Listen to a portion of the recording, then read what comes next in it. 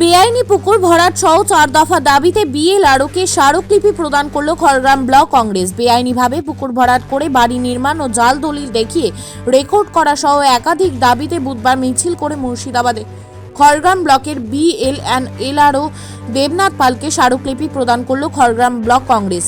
এই কর্মসূচিতে উপস্থিত ছিলেন খড়গ্রাম ব্লক কংগ্রেসের সভাপতি আবুল কাসেম সহ একাধিক ব্লক স্তরের নেতৃত্বরা।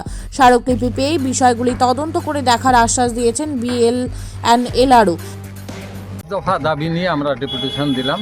প্রদেশ কংগ্রেস সভাপতির নির্দেশে সারা পশ্চিমবাংলায় প্রতিটি ব্লকে এই 11 তারিখেই একটা করে বিক্ষোভ ডেপুটেশন।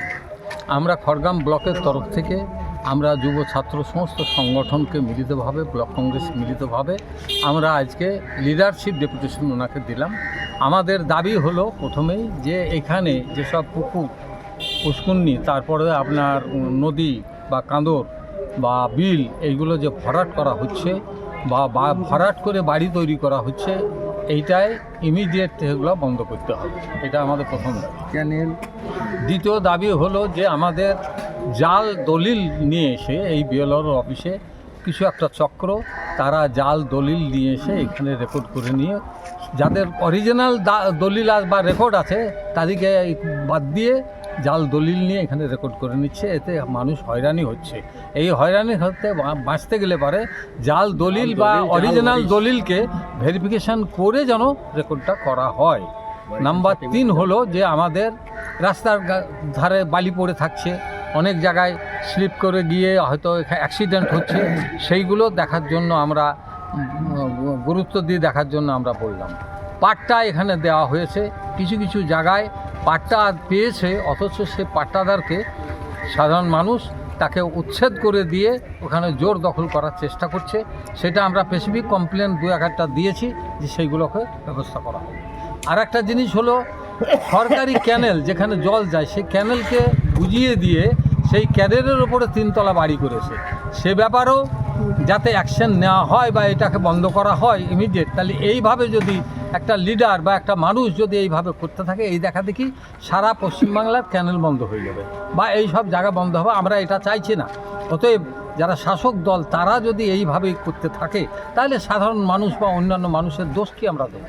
এই যে কতগুলো দাবি এবং আরও দাবি আছে আমাদের যে যেখানে সঠিকভাবে গভর্নমেন্টের পুকুর ডোবা খাল বিল এইগুলোতে যেভাবে রেটে রেমুনেশন নিচ্ছে সরকারের তরফ থেকে, যেভাবে টাকা নেওয়া হচ্ছে সেই টাকাটা যাতে সাধারণ মানুষের বোঝা হয়ে যাচ্ছে। অতএব ওই টাকাটা কমিয়ে দেওয়া যাতে হয়। যদিও সরকারি রেটটা করেছে, আমাদের আবেদন থাকলো যে গরিব মানুষের স্বার্থে কৃষকদের স্বার্থে এই টাকাটা কমিয়ে দেওয়া হোক। যে পুকুরের ক্ষেত্রে অনেক টাকা জমা দিতে হচ্ছে যেমন বা অন্যান্য বিভিন্ন ক্ষেত্রে দেওয়া হচ্ছে।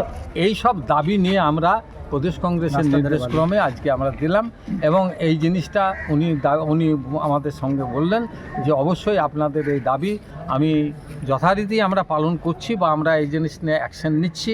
পাট্টার ব্যাপারেও বললে আমরা ওটা অ্যাকশন নিচ্ছি এবং যাতে এইভাবে জাল দলিল বা এই দিয়ে না হয় সেটা আমরা অবশ্যই লক্ষ্য করব।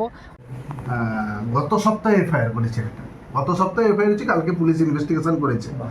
তো জাল দলিলের সমস্যাটা যেহেতু ফ্র্যাগমেন্টেশন অফ ল্যান্ড প্রচণ্ড হচ্ছে, এখানে সংখ্যালঘু মানুষের বাস্তব ফ্র্যাগমেন্টেশন অফ ল্যান্ড, ছোটো ছোটো জমি কেনা বেচাটা প্রচণ্ড হচ্ছে। তো ফলে এখানে একটা জাল দলিলের আশ্রয় ভীষণভাবে নেওয়া হচ্ছে এবং তার জন্য আমরা উপযুক্ত পদক্ষেপ নিচ্ছি। আমরা কেটে রেস্টোর করছি, আমরা এফআইআর করছি, প্রচুর পরিমাণে আমরা রেস্টোর করেছি এবং আমরা এফআইআর করছি। আচ্ছা, পুকুর ভরাটের ক্ষেত্রে আমি বলি, এইখানে আমাদের মোমিনপাড়ায় একটা পুকুর ভরাট হয়েছিল। এই গত সিজনেই আমরা ওই তামরেজ মোমিন ওদেরকে দিয়ে জেসিবি লাগিয়ে করেছি। আমাদের কাছে ইনফরমেশান এলে এটা একদম জ্বলন্ত, মানে এটা যদি আমি না করি এডিএম এর কাছে কমপ্লেন হয় তাহলে আমার অবস্থা খারাপ হয়ে যাবে। মানে আমি করে দেখে করিনি, মানে আমি না জেনেছি সেটা আলাদা, কিন্তু আমি জেনে করিনি তাহলে কিন্তু ভয়ঙ্কর অবস্থা হবে। তাহলে যদি আমরা ইনফরমেশান কোনোভাবে পাই তাহলে কিন্তু আমরা এটাতে ব্যবস্থা অবশ্যই নেব। না ব্যবস্থা নিলে কিন্তু আমরা লায়াবল থাকি এতে, আর কি এটা একটা ভয়ঙ্কর ব্যাপার। আর বালিটার ক্ষেত্রে আপনারা যদি যেটা পয়েন্টেড আউট করলেন সেটা অবশ্যই আমরা দেখব। বালি পাথর মোরামের ক্ষেত্রে যেটা রাস্তার পাশে পড়ে থাকছে, যেখানে জীবনহানির আশঙ্কা ভয়ঙ্করভাবে থাকে, এটা আমরা অবশ্যই দেখব। আর পাট্টার ক্ষেত্রে আমি বলবো, যদি নিডি মানুষ, irrespective of any political class, আমি বলবো যে কোনো যদি নিডি মানুষ আপনাদের কাছে থাকে, সত্যি নিডি, আপনি আমার কাছে পাঠান, কারো কাছে পাঠাতে হবে না। যদি না দিতে পারি, অবশ্যই জমিটা যদি দখলে থাকে তাহলে সুবিধা হয়, কারণ জমি তো এখন প্রচুর পরিমাণে অঢেল পড়ে নেই যে একটা নতুন জায়গা থেকে ওকে জমি দিয়ে দিলাম। সাধারণ ক্ষেত্রে যারা পাট্টা আবেদনকারী, তারা সাধারণ ক্ষেত্রে কোনো না কোনো জমি দখলে থাকতেও পারে। সেক্ষেত্রে সেরকম যদি নিডি মানুষের থাকে, আমাকে বলবেন, আমরা অবশ্যই পাট্টা দেবো। কোনো রকম কোনো অভিযোগ মানে বাধা সেটাই শোনা হবে না, নিডি হলেই দিতে হবে, ঠিক আছে? কারণ এই আবাস টাবাসের যে ঘর বাড়ির ব্যাপার আছে, তাতেও পাট্টা দেওয়াটা, আমরা এখন একটা পাট্টা ধরেওছি, ঠিক আছে, চলছে, ডিসকাশন চলছে, কিছু পাট্টা আমরা দেব। এখন যদি নিডি মানুষ কিছু থাকে, আপনাদের কাছে আমি বললাম দেবেন আমার। আচ্ছা, পাট্টাগুলো যখন দেওয়া হয় তখন একটা ইনকোয়ারি হয়, হ্যাঁ। ওই বেনিফিটটা দিচ্ছেন স্টেট ল্যান্ডে, হুম।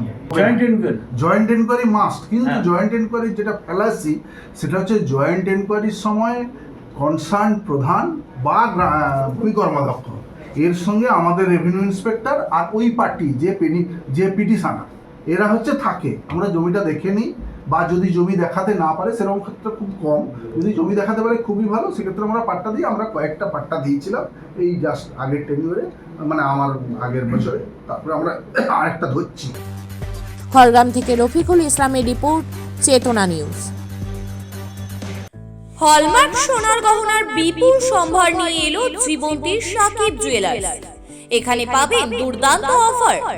সোনার গহনার বিশ্বস্ত প্রতিষ্ঠান Jibonti Sakib jewellers and makers. একাধিক আকর্ষণীয় সোনার গহনার নকশা নিয়ে হাজির সাকিব জুয়েলার্স।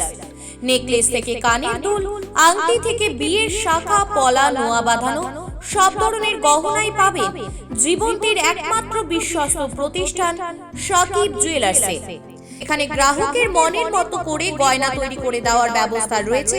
শুধু সোনার গহনাই নয়, কম দামে রূপোর, চাঁদির গহনার অভাবনীয় কালেকশনও রয়েছে জীবন্তী সাকিব জুয়েলার্স অ্যান্ড মেকার্সে।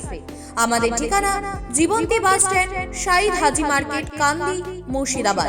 যোগাযোগ নম্বর 9932846770 অথবা 7478666786।